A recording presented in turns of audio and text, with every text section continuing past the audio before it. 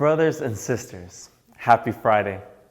As I was reading for today's reflection, I was going through and I was remembering my time as a younger man and thinking, I never needed to read the Old Testament. I said, well, Jesus is in the New Testament. I'll stick there. But little did I realize that I was missing a foundation. A foundation is being built in the Old Testament. And so when it starts talking about Pesach or Passover in Exodus 11 and 12, I love what it says. It says, the blood on the doorposts will be a sign to mark the houses in which you live. I will see the blood, I will pass over you, and I will not harm you. See, what he's saying is you need to go find the sacrificial lamb, and when you put the blood on the doorposts, I will pass over your house. You will not be harmed. That's why it's the Passover, right?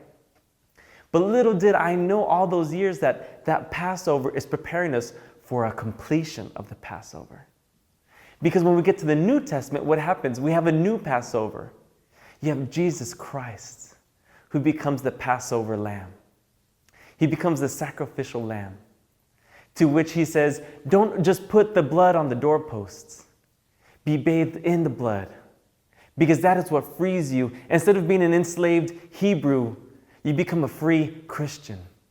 And your destination is no longer working in the fields every day. Your destination is heaven with me.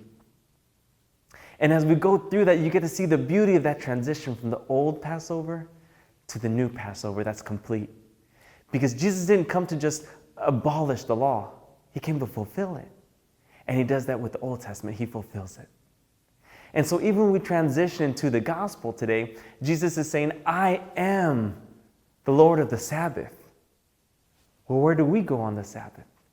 We go to Mass. We get an opportunity to encounter the Passover lamb, the sacrificial lamb, who lays himself, his life on the line for us and says, do this in remembrance of me. So on today, on this Friday, I'm hoping that everything you do, brothers and sisters, is in remembrance of him. Blessings this day and the rest of this week.